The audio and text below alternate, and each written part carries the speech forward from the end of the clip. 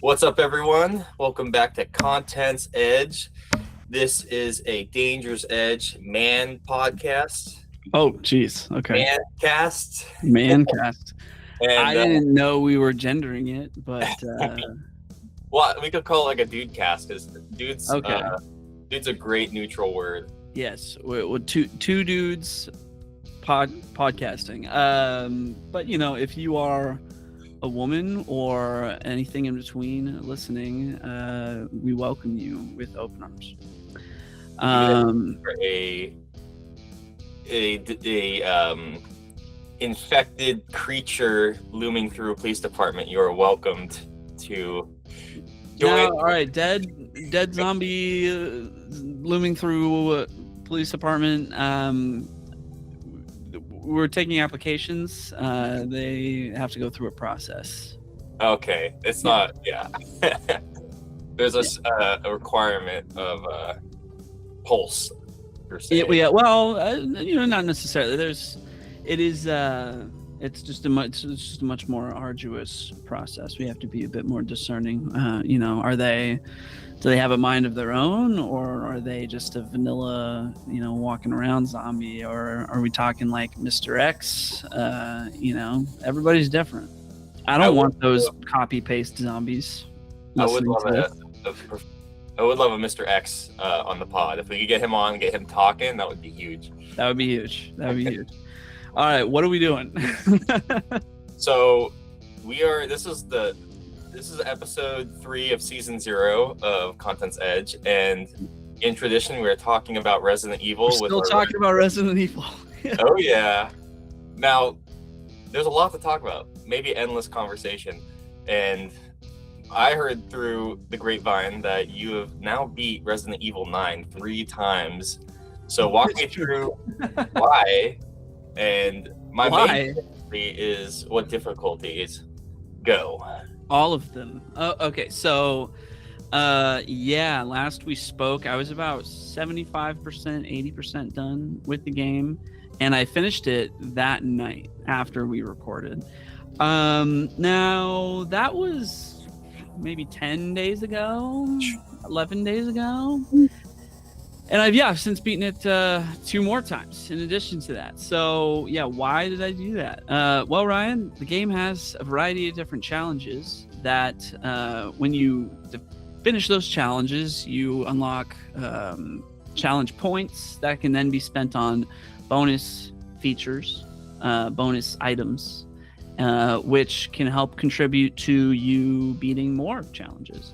So, after I beat the game the first time, I kind of was like, you know what? Like, let's run it again. I feel really good about let's play it again.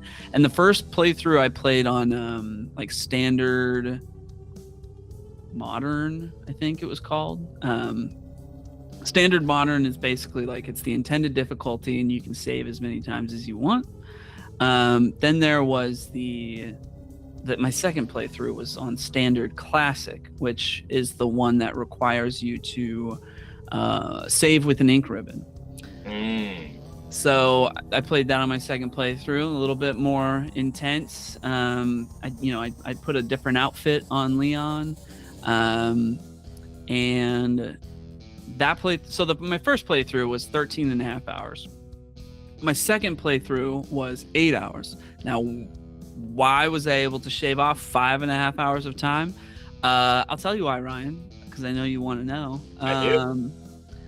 Files, man. The first time you play the game, you're looking for all the little Mr. Raccoon bobbleheads. You're looking for all the files. You're trying to read all the files, and there are challenges for reading all the files and taking out all the bobbleheads. So you're looking for that stuff, and when you get that stuff, there's, there's rewards for doing those things, not just challenge points, but also the Mr. Bobblehead one gets you a very nice reward that comes in handy when you play on insanity difficulty, which is what I'm doing right now. Wait, stop the press. You're playing round 4 now. I'm on round 4 now. Yeah, so playthrough 3 was quite interesting.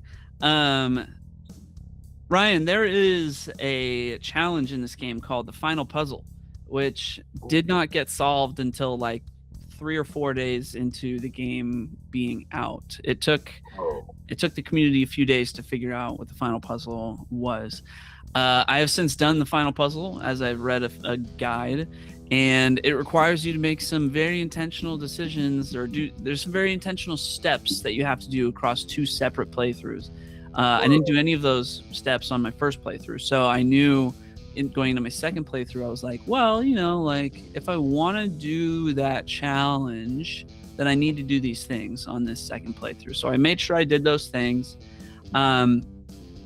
And I was like, okay, like I finished it the second time, which I feel like anytime I play Resident Evil, it just feels good to like play it twice, they're short enough. You can do that. And I was like, okay, I finished it in 8 hours. I watched all the cutscenes again, reveals and things that happen in the end of the game help recontextualize things that are being said at the beginning of the game. So, I looked at it again with like fully informed eyes. Great time. Third playthrough, I played on casual, which is essentially easy mode. And my goal for that third playthrough was specifically, finish the challenge, finish the final puzzle challenge. And then there's 3 separate challenges. For one of those challenges is beat the game in under 4 hours. Wow. Another one is beat the game without healing at all. And then the third challenge is beat the game without crafting as Grace, basically. So yeah, I was like, all right, like play it on easy mode. I've now played this game twice and just skip all the cutscenes and just mainline my way through the whole thing. No need to heal, no need to look for anything. Just like pick up ammo when you can find it, and that's it. Like I was, that third playthrough was really just like run through everything and just like if you can find ammo, pick it up because you're gonna need it, right? But playing on casual, the zombies are easier to kill, so I need less ammo. But it was a lot of fun. Like I finished the challenge pretty early on, and then it was like, okay, I can't because like the crafting, the whole point of crafting is to like craft healing items or to craft bullets. And I was like, well, yeah, I can't heal anyway, so and then I can't craft bullets, so I'm gonna have to rely on picking up bullets. So and I had to do it in under 4 hours.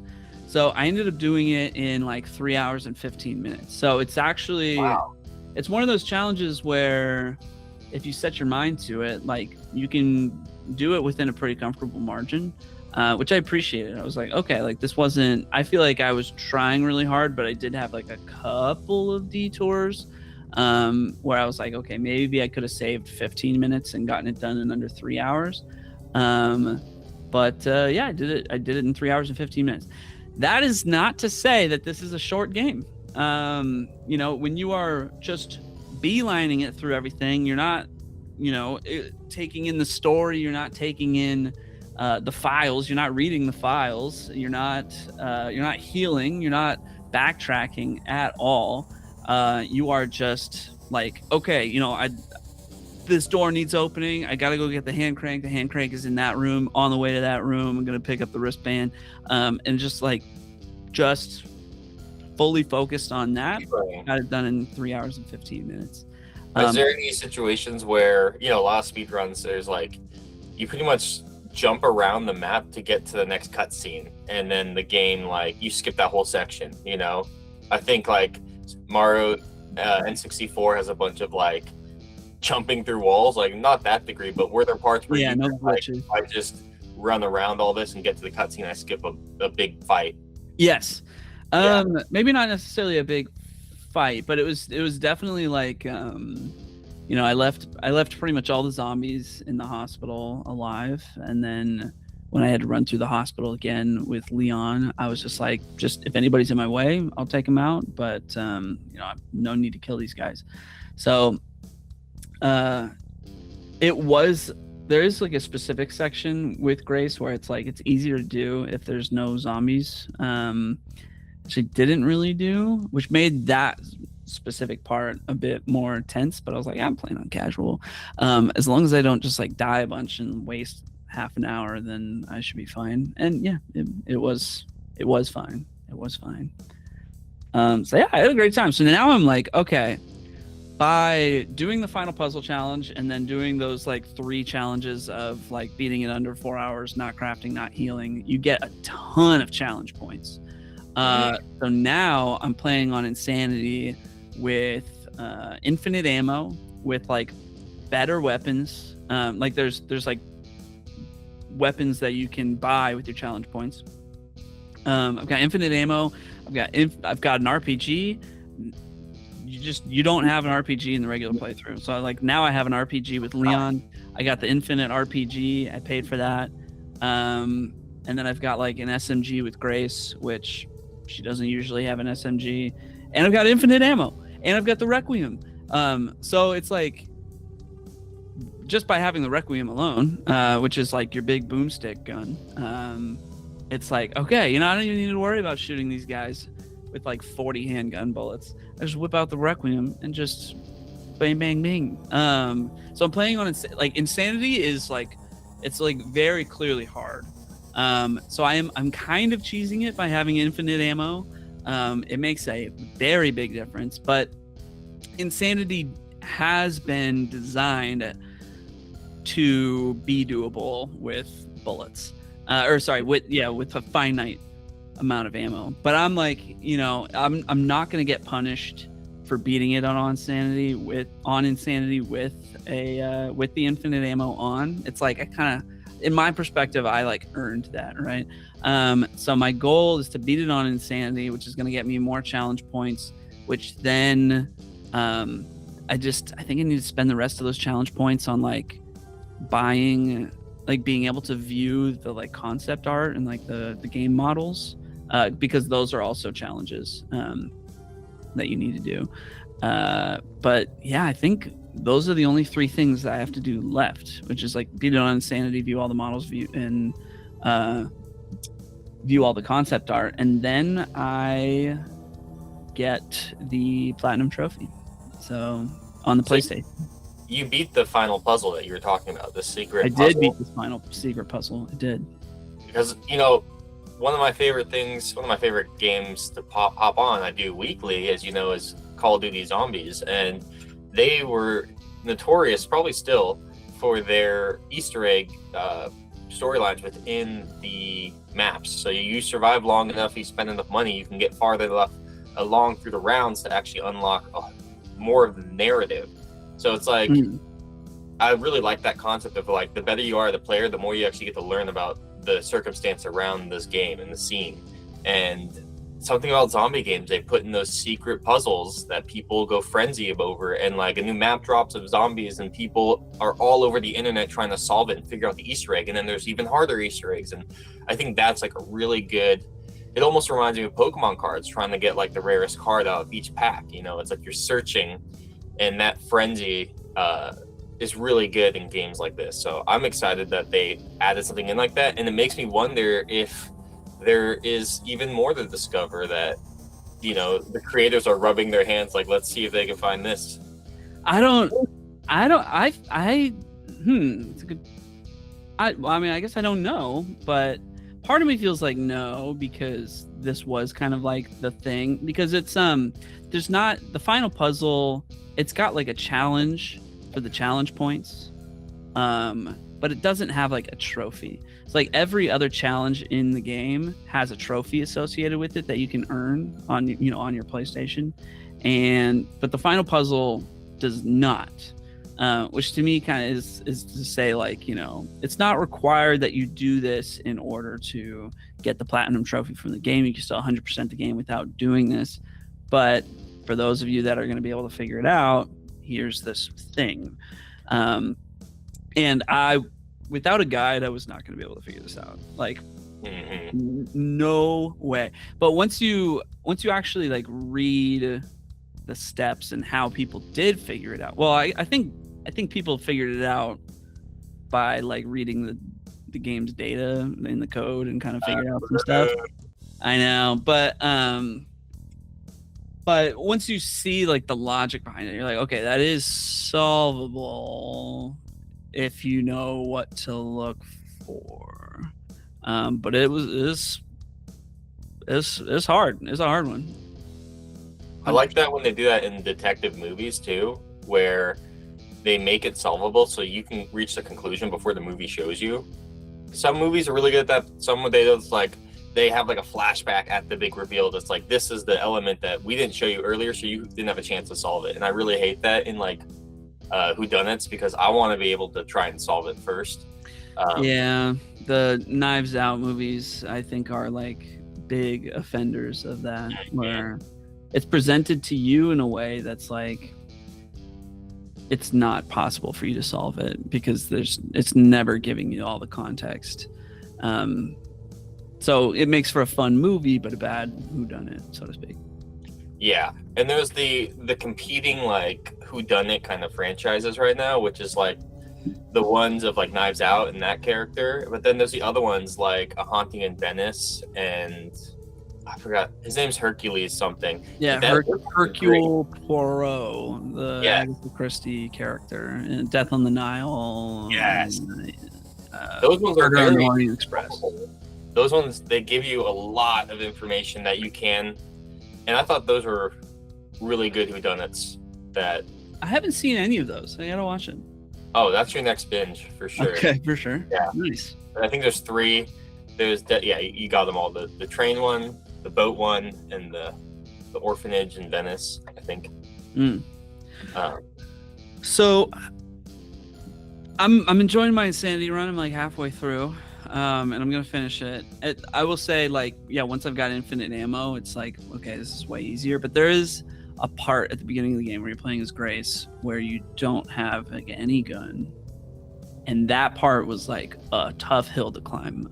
That part was like hard because you're dealing with like a stalker enemy, and it's suddenly gotten smarter and it will one-hit kill you. So I had to like perfectly plan that part out. But other than that, I think hardcore mode, like, I'm gonna be able to get it done. So overall, just like a very great game. It makes me wonder, because before like runs through it, even on different difficulties of guns, I feel like that it is redundant where you almost get to know every single zombie personally. Do they add like new zombie jump scares or anything like that in the harder difficulties, where it's like not only is it harder, but you've actually kind of unlocked these bonus scenes or bonus combat? We'll throw 3 of these creatures in there rather than just 1.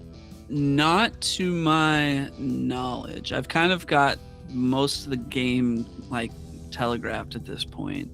And so far there hasn't been anything as far as like zombies. There hasn't been any unique surprises, but they did change a couple of things. They did change like there's like a room when you're playing as Grace that has some upgrades in it, and in order to get those upgrades you have to pay for them with these coins, and you find the coins. And in every other difficulty the coins are in like very specific locations, but when you're playing on hardcore mode, or not hardcore mode, Insanity, when you're playing on Insanity,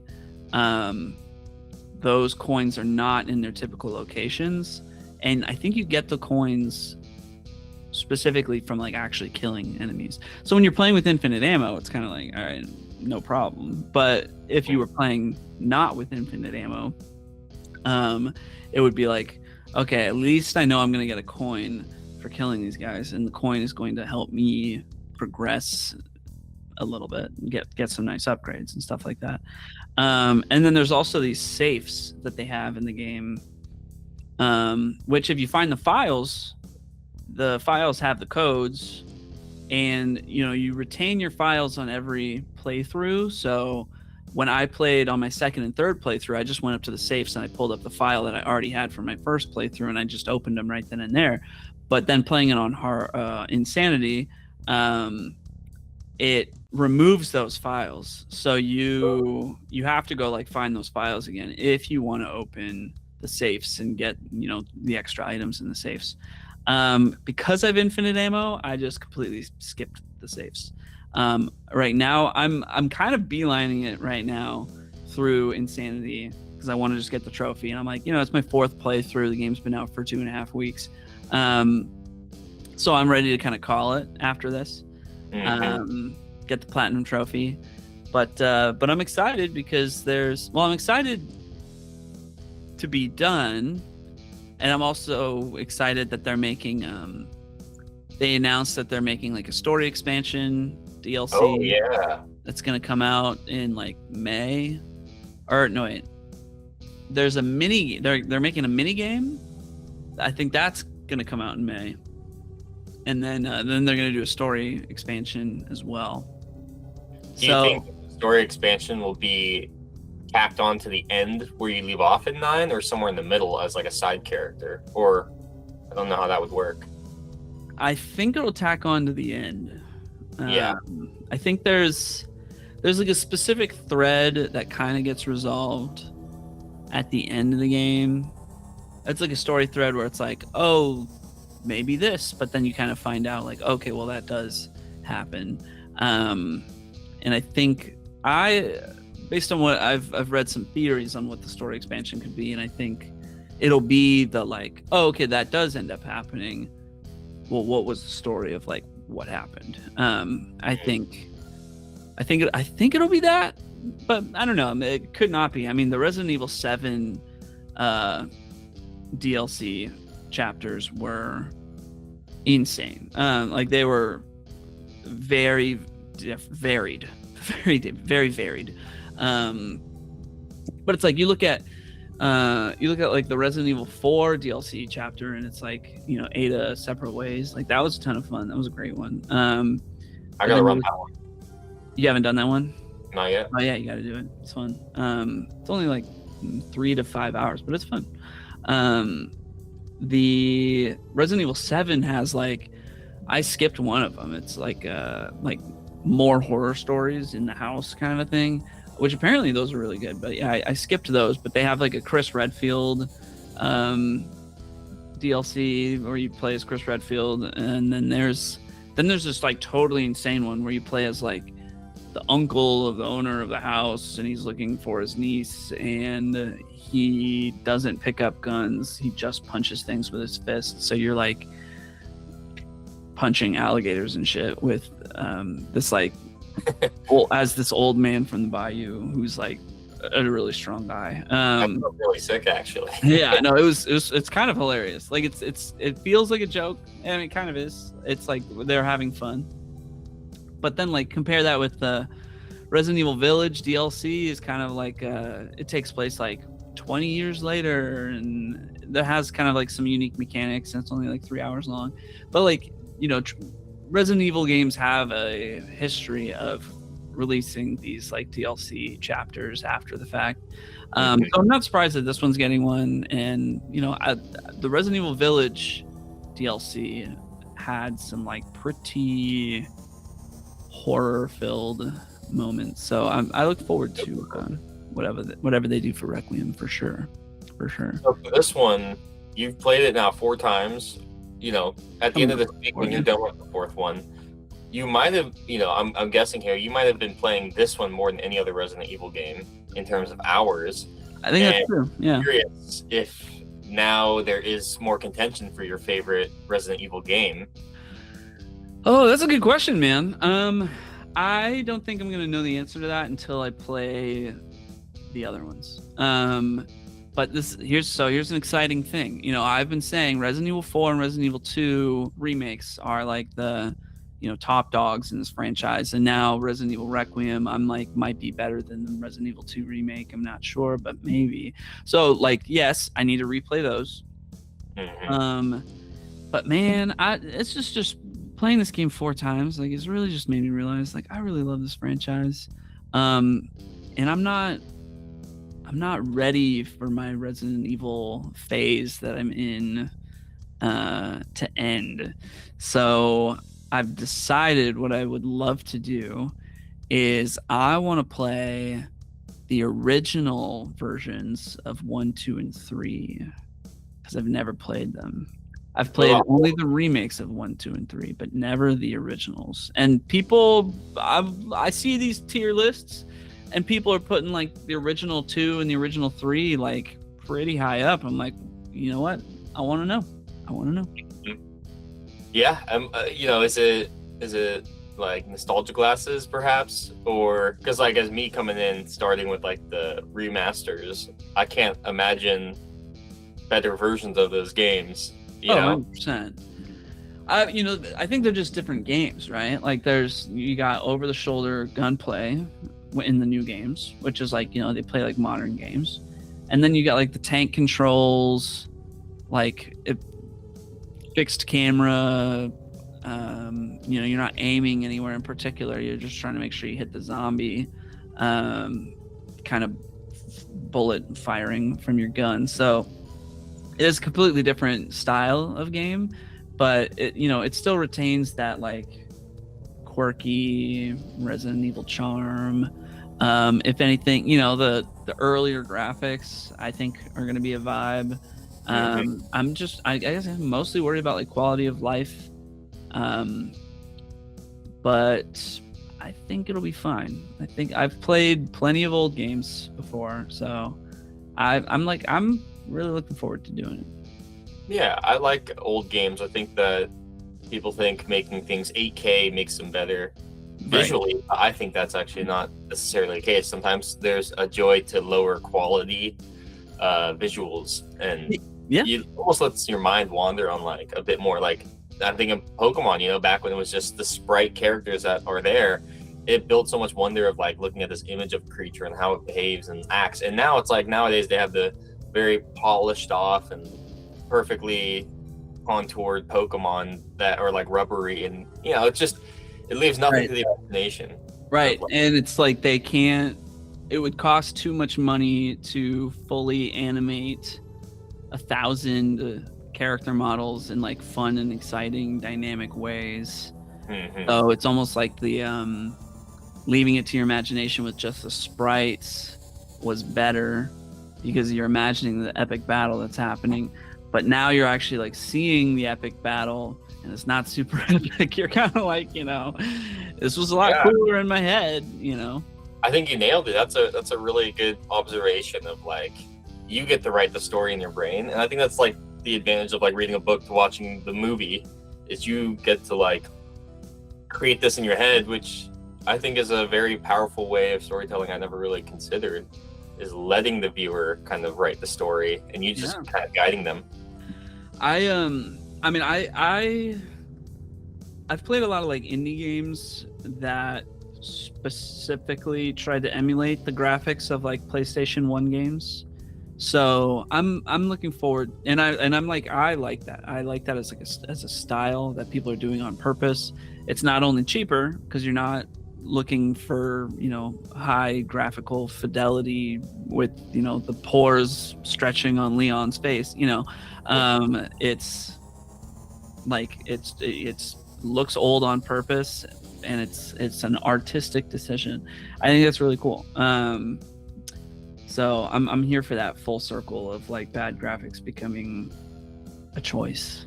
I would love to see them do that with Requiem, is make it look like the style of the first one. I'm sure somebody's doing that. Like somebody made like Elden Ring PS1 edition that I think is like fully playable. So I just saw one of Star Wars Battlefront with Call of Duty Lego characters. No, it's just Call of Duty, so it's like... Oh, okay. It's like similar but different if you know like the mechanics of Call of Duty a bit more, and I was like, that's pretty funny. Like mixing it. But the Lego too. Lego Resident Evil would be so sick, dude. That's not even what I meant, but yes, that'd be fun. I'd get hilarious. I would get like a Lego RPD set, and if it like followed the exact layout of RPD, dude, I'm getting excited just thinking about it. Thinking about this while you're talking, it was like, what if for Requiem they created like a multiplayer experience where you spawn as different factions in like the house, and you all have to try and like escape, but you could like throw stuff or something to make noise towards other players, and like if they grab the wrench or the crank, like you need to like get that from them. It would create this like stealth mad rush to see who can get out. I don't know, because I know Resident Evil has dabbled with multiplayer modes, like online multiplayer modes in the past, and I don't think they've been super successful. I think they've been kind of seen as like sore spots. Like we've almost kind of collectively chosen to forget that those happened when they did happen. So I don't know. I'd be like, I'm just like more inclined in general to just like when I played Resident Evil 2, there's like bonus modes in Resident Evil 2, like the remake of Resident Evil 2. And I've never really played those, but now I'm like, I'm going to get the platinum trophy on Resident Evil Requiem. And I'm kind of like, why didn't I do those extra things in Resident Evil? And just like all Resident Evil games. A lot of burnout. If you play all 4 paths. Yeah. I mean, there's a lot of paths to play, but like at the same time, I'm just, like, if there's a multiplayer mode of Resident Evil, and like, I think it was like Resident Evil 3, they did like the remake of that. They did like a multiplayer mode where I think like maybe everybody's running from Nemesis or something like that. Like, I don't know, like that sounds fun. I mean, even if it was like a little janky, you just like play with your friends. Like, I don't know, it sounds like it could be pretty fun. Yeah, I'd like that. Like proximity chat would be hilarious too, if the zombies could hear you too. Yeah. I would like to play more proximity chat games because I haven't, and it seems really funny. And also, I think Uncharted 3 had an online deathmatch. It did.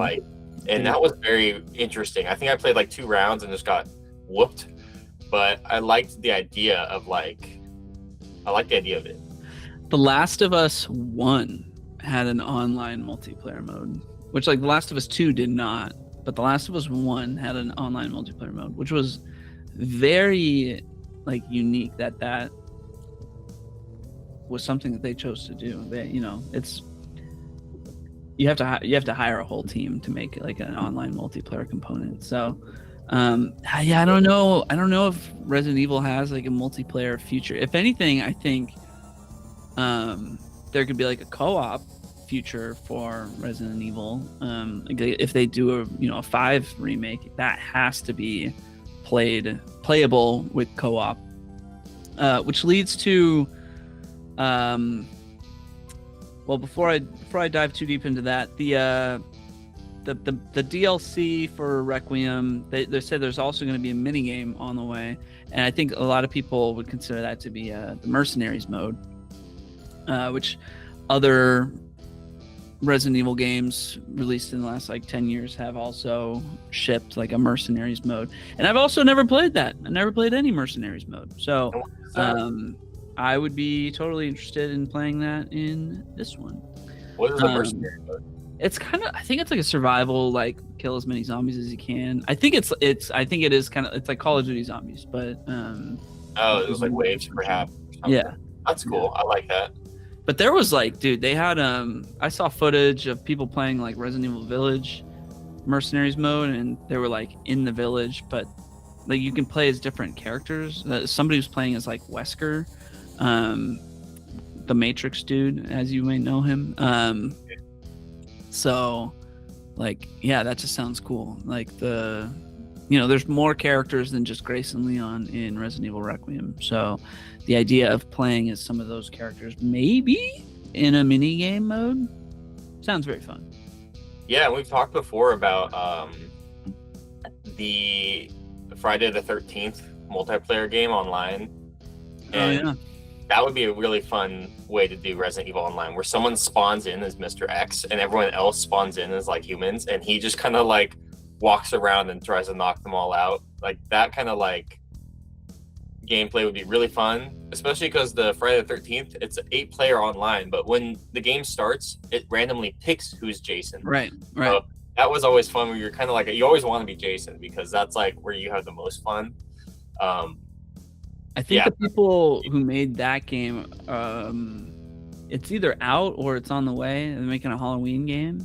Yep, that's the next one. So I'm excited to get that, because I do think when it comes to horror films and scary films, to me, they're really just one and dones. I watched them once. I get that. I know the twist. It's over. But horror video games, to me, are way more fun than horror films. I agree. I am 100% there with you. I don't get a lot out of horror films. I don't know. I feel like I know too much about how they're made or like what the techniques are. And playing the game, I'm much more like, I'm in it. Like I'm immersed. And I think that's partly why I like Resident Evil so much. It's the implication. The implication of death. Yeah. That's, you're constantly just like thinking about like, I haven't saved in a while. I'm low on ammo. What's around the corner? And that is like a longer sting than like the movie where you hear the rising music. It's like, oh, it's been 5 minutes. They're gonna throw something at me. Right. But then like, once you've beaten a Resident Evil game, like you're inclined to play it again because they add these challenges and things, and it's like you just want to experience it again. But now you like know where the scares are. So it's not as scary the second time. But that's where like the fact that like the gameplay is so good and they got like the puzzles and they've got just kind of like the the meta game of like conserving ammo and whatnot, like that's still important, even though like, okay, well, there's gonna be like, as soon as I stick this thing into this hole, then the monster's gonna pop up behind me and I need to be prepared for that, even though you like know that. I'm playing it on Insanity, and that's where I'm at right now. I'm like, I gotta stick this thing in this thing, and I know the monster's gonna be there, and I'm like, you know what, I need to have an Insanity level strategy for how I'm going to deal with that situation. So yeah, it's just a lot of fun. Well, there's one thing that I was just thinking about. This would also be really good for Insanity mode that they pepper in Call of Duty Zombies on a map called Ascension. You're at a rocket facility that launches rockets, and all the zombies are either scientists or military personnel.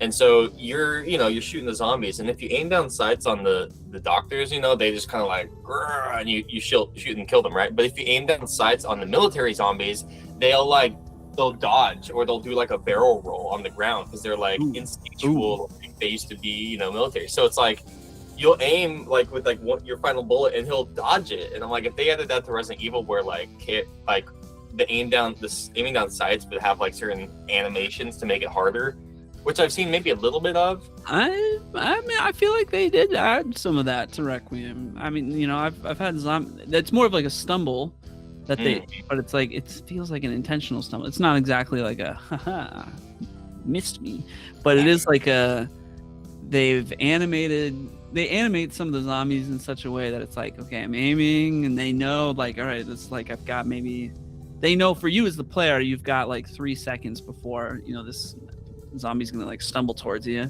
and when it does, like, you're trying to aim at its head, but then it kind of like comes down, and it's like tripping over itself, but then it like takes a bunch of steps to like keep itself from falling, but now it's just gotten a lot closer to you in a very short amount of time, and its head was in all types of different positions through that whole animation, so you're like, whoa. So yeah, that's what I want to hear. Is I want to be like surprised. Because for me, it's like, if it's only a story-based game like this, it's really got to have something new every time I play it that almost takes advantage of what I learned the first time. Yeah.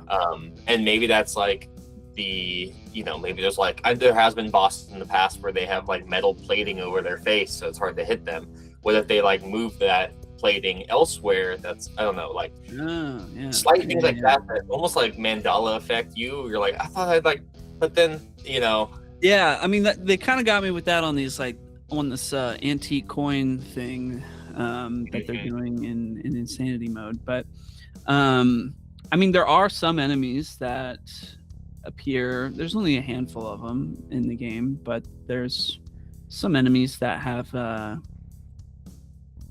face plates, so to speak, head protection. Some of which can be shot off and removed, and then, okay, now just hit them in the head, and some of which are just like, no, that is part of their face, so aim for other parts of that zombie. there's a lot of cool moments in Requiem. I'm excited for you to get a chance to play it because, I mean, having played it 4 times, I'm like, oh, okay, yeah, I know I'm in this sequence, and when I'm in this sequence, here's what my strategy needs to be. Or like, there's going to be these guys there, and there's going to be these guys there. And when you're just specifically when you're doing that and you're playing as Leon, he's just like this extremely capable character. Like when I played on casual mode on my super fast playthrough, the Leon sections were super fun because I was like, oh yeah, I'm kicking ass right now. I'm just, I'm shoot these guys, roundhouse kick them, boom, boom, boom, head this way, ha ha. I just felt like a master. It was a lot of fun. Now, one thing that I like to do pretty much with any media, Star Wars, Yu-Gi-Oh, superhero movies, is I'll watch the film, and then the next week when I'm just working, I'll put on a lo-fi of their soundtrack. And I actually did that for Resident Evil 4 after I beat it. Is there's lo-fi of the music. So I'm curious, how's the music in Rec Room? That's a great question. I do that too.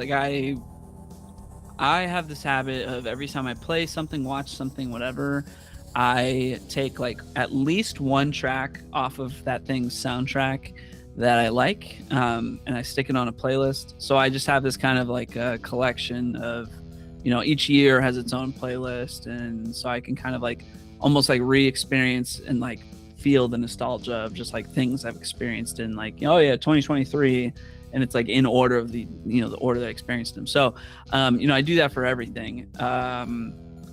When it comes to Resident Evil 4, the shooting range track of the Spanish guitar and all of that's my favorite track.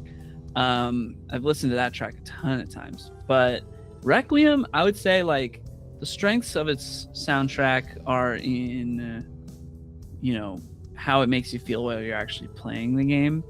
I don't know if I would fully recommend listening to it on its own. Or I just don't think I don't think that experience would be nearly as compelling as just hearing that music when you're in the heat of a zombie situation.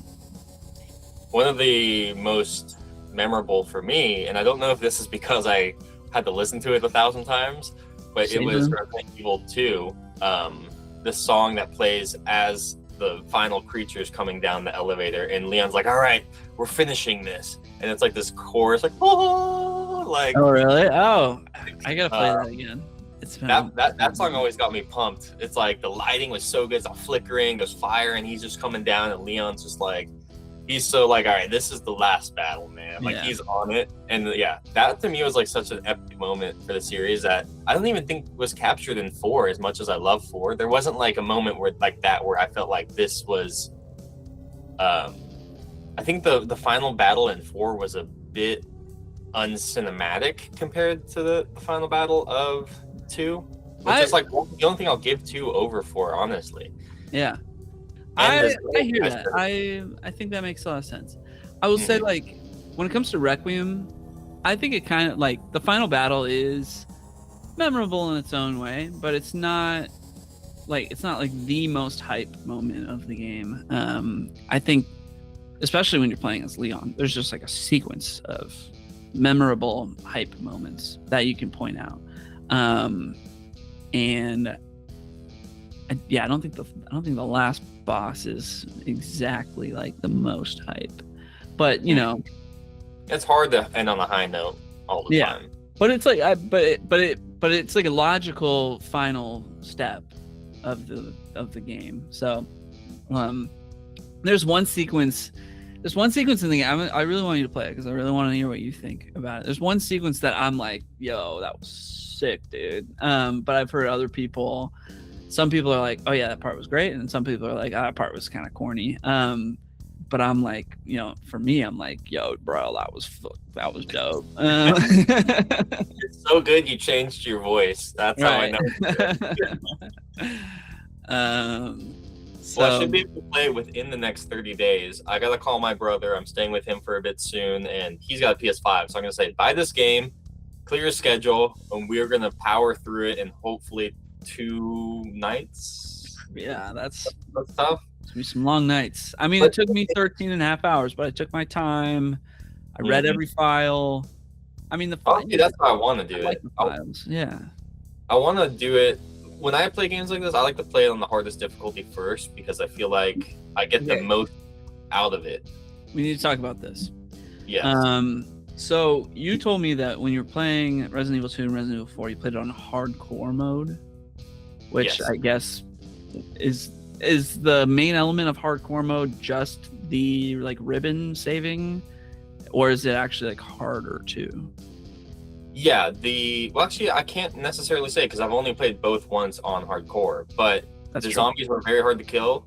There's less ammo. I mean, based on what I've read about like the differences, Okay. it's harder to, it's really the only things they can affect without affecting the plot, which is ammo and health and enemy strength.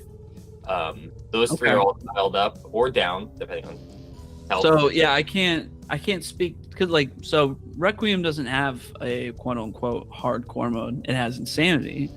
But like when you start the game the first time, the only options are casual, standard classic, and standard modern. I played on standard modern, but for you, you'd probably play on standard classic if you want to do the ink ribbon saving, which I think is like totally doable as long as you don't have to save all the time. I think for context, because it tells you how many times you saved. I saved in standard modern, my first playthrough, I saved like 60 times. On standard classic, I saved 29 times. And then on my 3-hour playthrough on casual, where I could save as many times as I wanted, I saved like 25 times. I sent you a picture. I don't know if I have it. Let me see. But I sent you a picture a while ago when I beat Resident Evil 2, and I deleted our text chat because of data. But if you run it back, you could see how many tries it took me for Resident Evil 2. And I remember it was like 13, 16 hours, and that's where I had the ribbons. So, but I like the state of mind it puts me in when you have limited saves and all that. Yeah, so you should definitely play on standard classic then, and I think you'll enjoy that.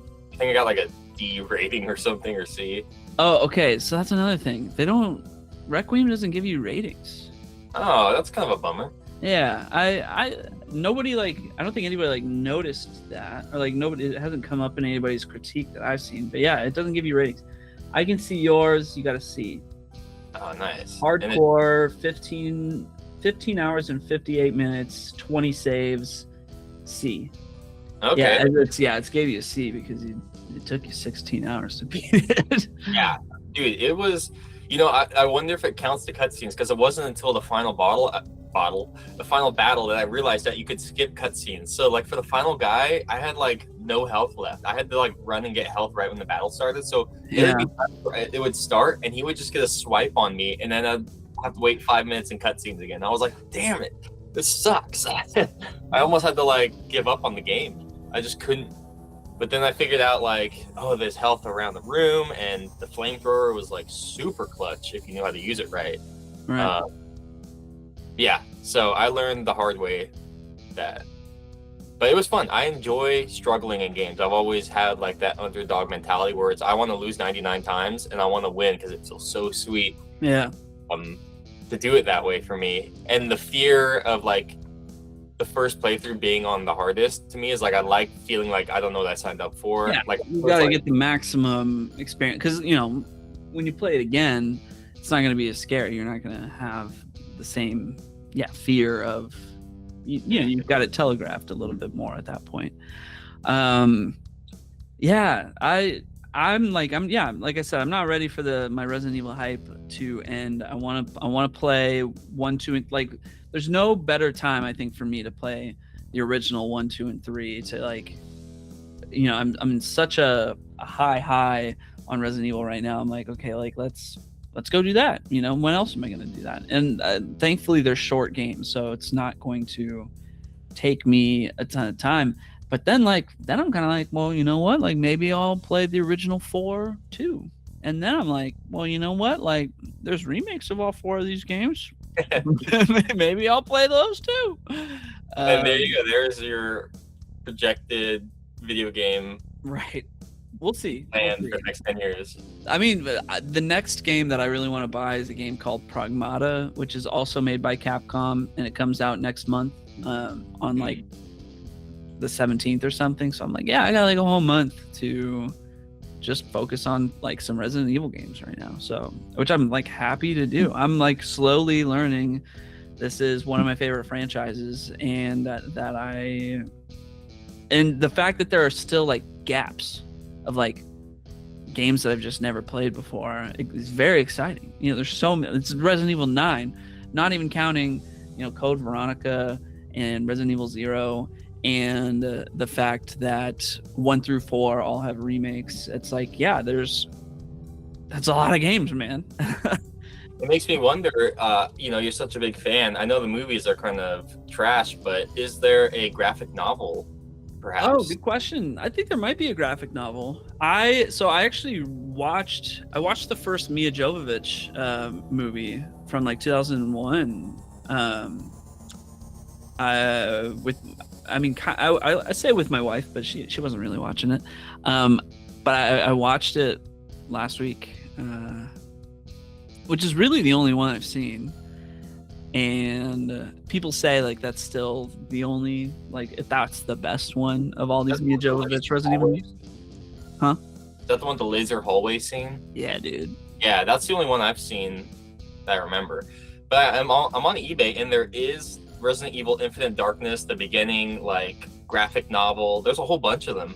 Oh yeah, so Infinite Darkness is like a 4-episode Netflix show that's like but it's animated with like the 3D models and stuff, and it takes place, I think, after Resident Evil 4, and it follows kind of like at least Leon, and like I think Claire was in there.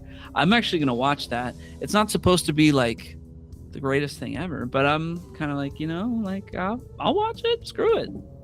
There's a Code Veronica graphic novel too. Oh, that's cool. Yeah, so I mean, maybe that's another thing. I know that you are a big gamer and cinephile, but I don't know much about you. And I mean, I know you read Berserk, but Resident Evil sounds like of all the things that you could like know that I read. That's the only thing I know you read. Goodness. Yeah, I mean, I've read. I'm looking at my shelf over here. I've got a ton of graphic novels and like different manga. I don't have a ton of manga, but I have, you know, I've got, I mean, I guess Berserk is a manga, so I've got a ton of that.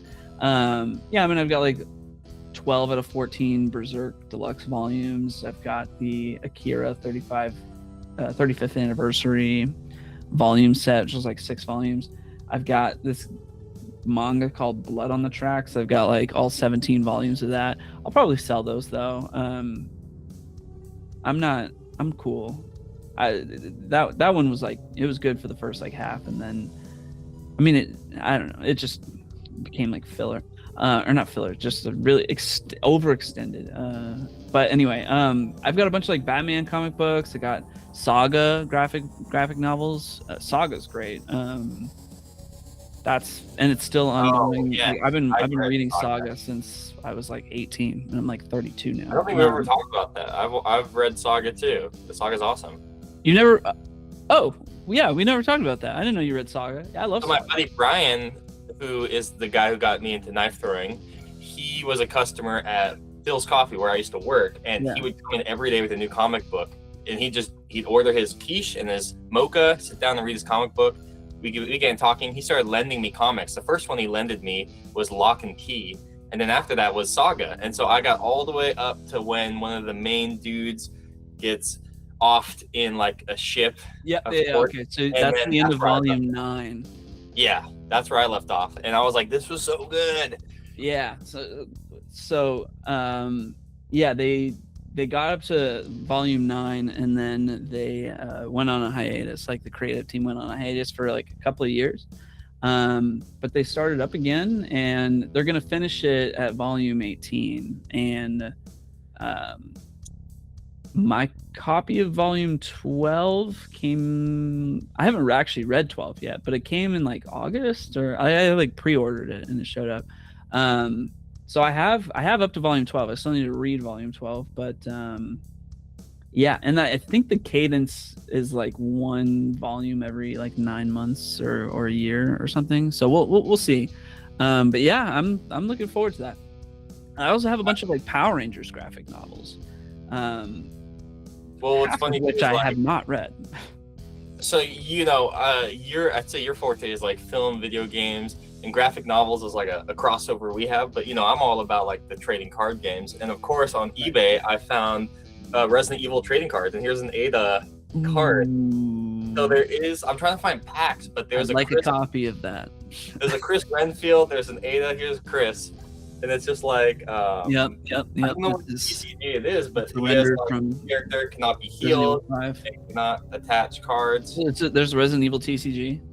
It looks like it, but I'm cool. having trouble finding the packs that they come in. I'm just finding those two. Like, I think what happened is there was a release of. Here, let me go back because I saw it for a second. There was a Resident Evil Generations pack, 30th anniversary Nintendo Switch new, and it looks like it's like, look at this. It looks like it's like a booster pack that has to do with the Switch for the 30th anniversary, and this is where people are getting those cards from. Oh, so really? That's where they're getting those cards? Because that Generations pack for, I think when they released Resident Evil Requiem on the Switch 2 simultaneously with the Xbox and PlayStation versions, and when they did that, they also released Resident Evil 7 and Village for the Switch 2, like all three of them on the same day, and that's what the Generations pack is. So it sounds like people who bought all three of them together for the 30th anniversary in physical form came with some limited edition cards. I didn't know that. That's cool. Yeah, I'm looking it up. I don't know if that's true, but no. Oh, okay. Someone open it. Here, we can video within the video here, but you can see someone opening up the generational thing. I think based on the thumbnail that they just got the 3 games, but I don't know why people are where the cards came from. Maybe they were fan made, because this looks like it's just the box set of the 3 games. Yeah. I don't know where people are getting, unless it's inside the case. He just opened this, so it's I think all 3 of them are game key cards. That sucks. Oh man, yeah. So they're all game key cards too. I don't know where those TCG cards came from, but they must have been fan made. But those were sick, dude. I know, like, those are cool. Magic the Gathering has been on a kick the last few years doing the Universes Beyond. Yeah, it's like these crossovers with Ninja Turtles and like Final Fantasy VII. Imagine Resident Evil. That would be a huge one for us, dude. Like, I'd fly over to you. We'd open some boxes together. Ooh. You'd be like, I play Leonardo, and I'd be like, well, I've got Leon, so. I play Mr. X, and I'm going to use the anti-herb spell to make it so you can't heal. Oh yeah, well, Sephiroth. Oh no, that's not fair. He's banned. I don't know how Magic works. I don't even know if those are considered like the same format. Like, I don't. All right, Ryan. I have some theories about where Resident Evil goes from here. Okay, I'd love to hear it. So hit me with it. All right. Theories. No spoilers for Requiem, but some things were alluded, I think, of like where things will go for 10. And, I'm not sure, but there's been a lot of, the rumor mill has been saying, like, as far as what's left to remake, because, Resident Evil 10, like, it will come out at some point, right? But as far as we've established Resident Evil 10 will be on the moon. Right? Well, callback. I don't know about that. But, as far as what's left to remake, there's Resident Evil 1, there's Resident Evil 0, there's Resident Evil Code Veronica. And Resident Evil 1 has already been remade technically, but that version is like 24 years old at this point. So I'm talking about like, next gen, like post RE7 kind of a remake like they did with RE2. RE1 can be remade, RE0 can be remade, Code Veronica can be remade, 5 can be remade, and 6 can be remade. Now, I am getting vibes. The rumor mill is saying that Code Veronica remake could come out next year, and that RE1 remake is currently in production. That's like, I read that literally like, I don't know, 2 hours ago.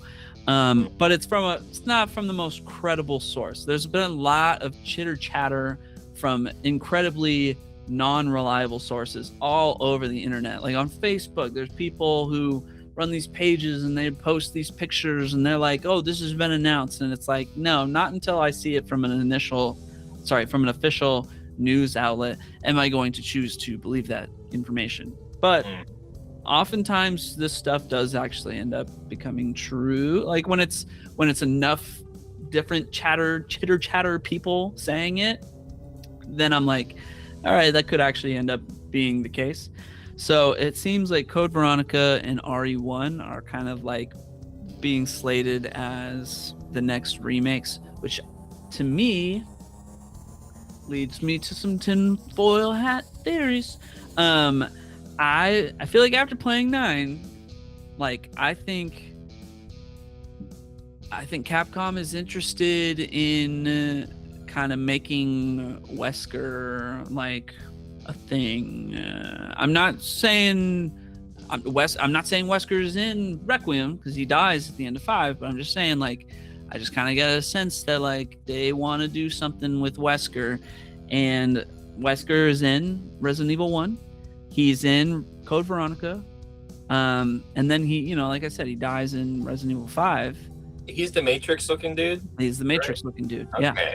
I saw a funny post where people want Anthony Starr to play him. Yeah, I saw that too.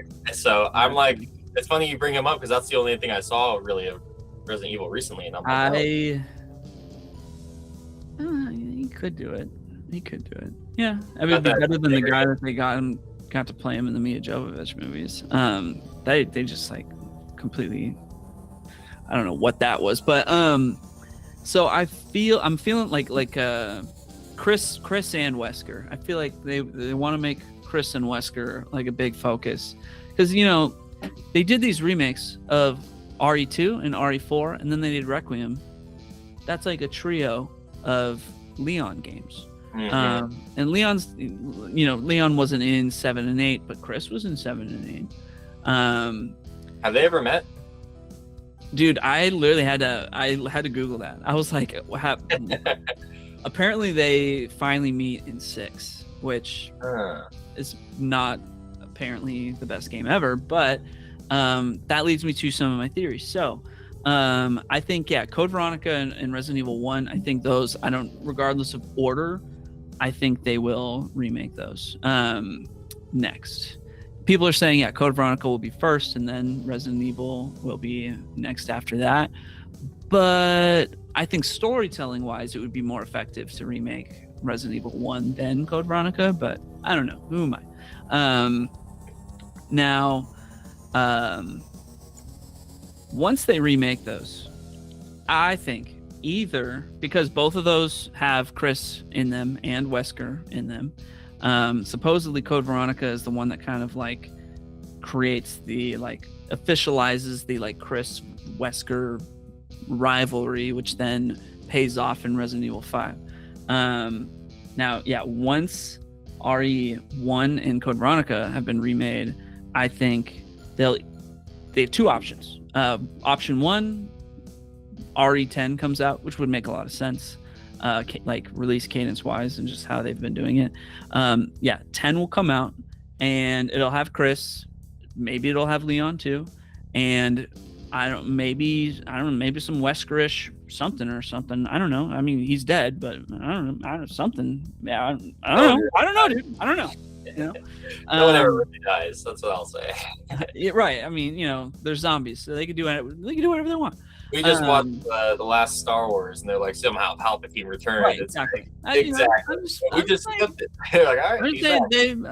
After finishing Requiem, I'm like, that. It seems like they might be interested in giving that a go. You'll see, dude. You'll see.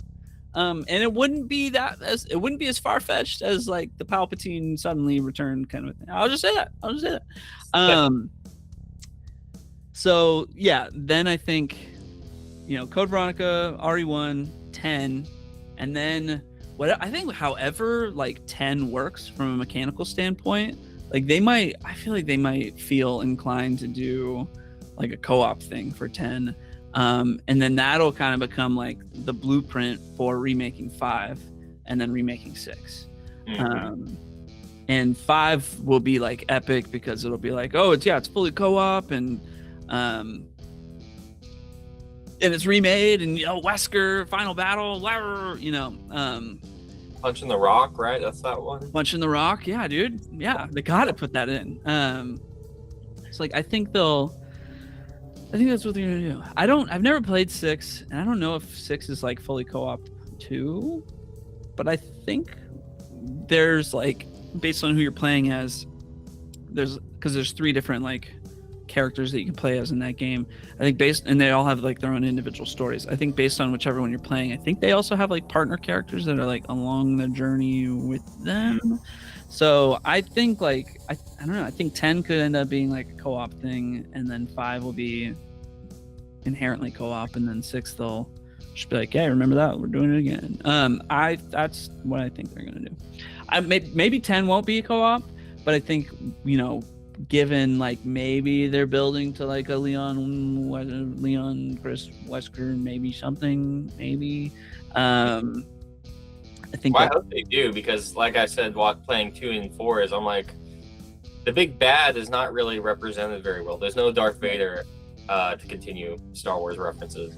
Right. And I kind of like that. I like having a tethered villain. Like, to me, one of the best villains on screen has been Thanos, and it wasn't really a big deal until Infinity War. All the little like teasers of him were like, cool, he's coming, but whatever, we'll see. But I think that's what they should do, is make 10 what they did with Infinity War, where they take like you're building up all these heroes, and then Infinity War was Thanos's movie. So I want 10 to be Wesker's movie. Maybe you play as him for a bit, and you do that kind of like Last of Us 2, like moral actions in game. That would be crazy. I don't know if they'll do that, but that would be crazy. I'd be into the experiment of it. I'm just saying, man. It's like they did a string of Leon games, and then they did like RE7 and Village, which were Ethan Winters. So it's like I feel like they're individually focused on like different characters as they've been like releasing these games. And I think next up is going to be like a Chris Wesker thing. I really think they're going to do it. Do you think there's a fan base for Chris? I mean, not. I don't think like Chris is kind of like the other main character between like Leon and, it's like Leon and Chris. Yeah, you got like Ada and Jill and Claire and Grace, but really it's the Leon and Chris show. And I don't think personally, like, I think Leon's way cooler than Chris, because Chris is just kind of like a soldier, and Leon is like John Wick. So and he's got the puns, right? Like Chris is just gonna be like, yeah, big gun. Bleh. Yeah, I don't know. Maybe I would like, that's where I think like Wesker is like just inherently more interesting, because him and Chris's stories tend to intertwine. So it's like, oh, okay, yeah, I'm playing as Chris. He's not as cool, but man, Wesker's gonna be there, and that's cool. All right, man, I gotta go. Yeah, I gotta go. That's perfect. I need to use the bathroom desperately, but I was really enjoying the conversation. Yeah. So we'll wrap it up here. Do you have any 1-minute final thoughts on where we're at, where we're going? No, I look forward to filling out my knowledge gaps in this series, and I look forward to having those gaps filled for a follow-up discussion where you have then played Requiem, and then we can really take the gloves off and go at it. That sounds really good to me.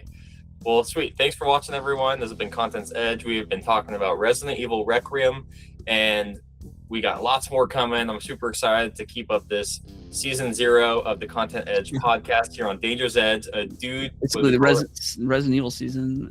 Yeah, exactly. The dude stream, or what we call it. Dude stream. Dude stream. Everybody's welcome. Everybody's welcome. Characters welcome. All right, man. I'll see you later. See ya. Bye. Bye.